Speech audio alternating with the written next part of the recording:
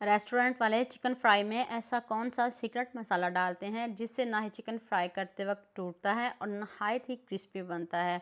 अगर आपने ये सीक्रेट मैरिनेशन बनाना सीख ली तो आपका चिकन भी बिल्कुल रेस्टोरेंट जैसा क्रिस्पी नरम जूसी बनेगा, जो भी खाएगा खाता ही रह जाएगा। तो चलें शुरू करते हैं। चिकन को पहले आपने अच्छे से वॉश करना है।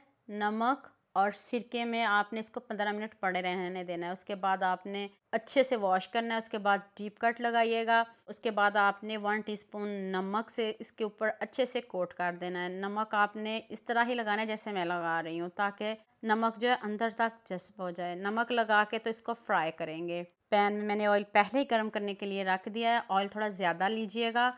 तो 4 मिनट आपने एक साइड से इसको पकाना है और 4 मिनट ही एक साइड से पकाना है। इधर ही आपका चिकन गल जाएगा क्योंकि हमने इसमें नमक डाला है। आपको पता है नमक से चिकन बहुत अच्छे से गल जाता है। इसका कलर चेंज करेंगे, इसके ऊपर एक क्रिस्पी सी लेयर आ जाएगी, फिर आपने इसको निकालना है। तो यहाँ मैं आपको याद दिला दूँ, अगर आपको मेरी रेसिपीज़ पसंद आ रही हैं तो जल्दी से मेरे फेसबुक पेज को भी फॉलो कर लो और साथ में मुझे यूट्यूब पे भी सब्सक्राइब कर दो। ये आपकी तरफ से प्यार होता है, मोहब्बत होती है, खुशी होती है कि आपको मेरी रेसिपीज़ पसंद आ रही है। देख लें कितना नरम जूसी बना है। ठंडा हो जाए फिर आपने इसके ऊपर चिली सॉस 3 चम्मच चिली सॉस लेनी है और उसके बाद आपने लेमन जूस लेना है। 1 चम्मच लेमन जूस काफ़ी है।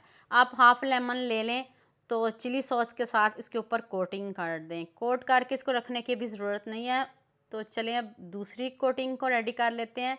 3 चम्मच मैंने मैदा लिया है। इसमें आपने हल्दी पाउडर, नमक, धनिया पाउडर, चाट मसाला पाउडर, लाल मिर्च का पाउडर, अदरक, लहसुन और साथ ही सब्ज़ मिर्च को आपने पीस लेना है। थोड़ा-थोड़ा पानी डाल के आपने इसका बैटर बना लेना है। बैटर ना पतला होना चाहिए, ना गाढ़ा होना चाहिए। ना आज अंडा डालेंगे, ना बेसन डालेंगे, ना कॉर्नफ्लोर, कुछ भी नहीं डालेंगे और आपकी कोटिंग टस से मस नहीं होगी।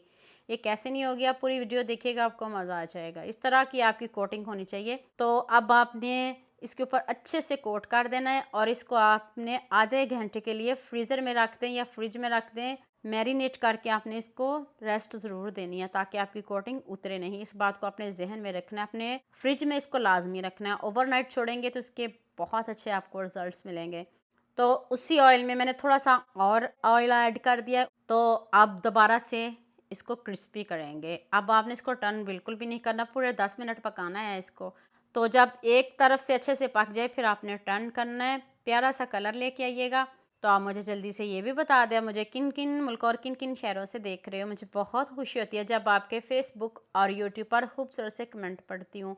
आप सबका खूबसूरत कमेंट करने का बहुत बहुत शुक्रिया और आप सबके लिए भी दिल से दुआ है मेरी, आप हमेशा खुश रहें और हमेशा मेरे साथ ऐसे ही जुड़े रहें। आँच को आपने मीडियम कर देना है। इसको बहुत अच्छे से पकाना है। पहले आपने तेज़ आँच में डालना है, उसके बाद आपने आँच को कम कर देना है। इसको अच्छे से गलाना भी है, ऐसे कच्चा नहीं होना चाहिए बिल्कुल भी। देख लें इसकी लुक चेक करिएगा, आपको मज़ा आ जाएगा। खाने में भी मज़ा आएगा।